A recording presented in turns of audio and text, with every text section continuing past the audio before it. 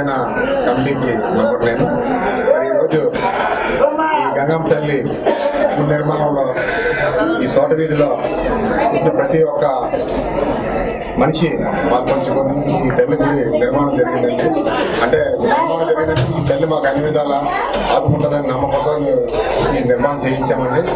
అయితే ఈ యొక్క కార్యక్రమాన్ని నిన్న కలిసి అభివృద్ధి చేసి అమ్మవారికి మంగళస్నానం చేయించామండి. నిన్న ఈరోజు మరి అభివృద్ధి చేసి ఈ తల్లి గుడికి పెట్టాము. మా ఏరియాలో వీళ్ళ ఏరియాలో ఎక్కడ గంగమ్మ తల్లి గుడి ఉండటం లేదు. మా మత్స్యకారులు ఆరాధ్యం గంగమ్మ తల్లి. మరి మేము ఎన్ని విధాలైన తల్లి నమ్ముకొని జీవిస్తున్నాము. మేమందరినీ సముద్రం మీద ఆధారపడి మత్స్య దంపతుల్ని తెచ్చుకొని వాటిని విక్రయించి మేము మా జీవనం గడుపుతున్నాము. మరి ఇప్పుడు తద్వారా మా పిల్లల్ని పోషణ చేసి మా కుటుంబాలు అభివృద్ధి స్థానంలో పెట్టడానికి ప్రయత్నిస్తున్నామండి.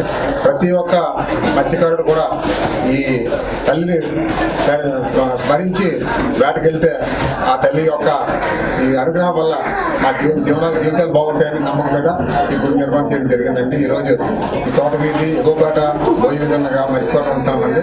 మత్స్యకారులే ఎక్కువ ఎక్కువ మేమే గంగమ్మ నమ్ముకున్నాం. ఆధారపడి బతికే వాళ్ళం మేము. మరి ఈ యొక్క అమ్మవారి నిర్మాణంలో ప్రతి ఒక్కరు భాగస్వామి అయినందుకు అందరికీ ధన్యవాదాలు తెలియజేసుకుంటాను. Thank you very much.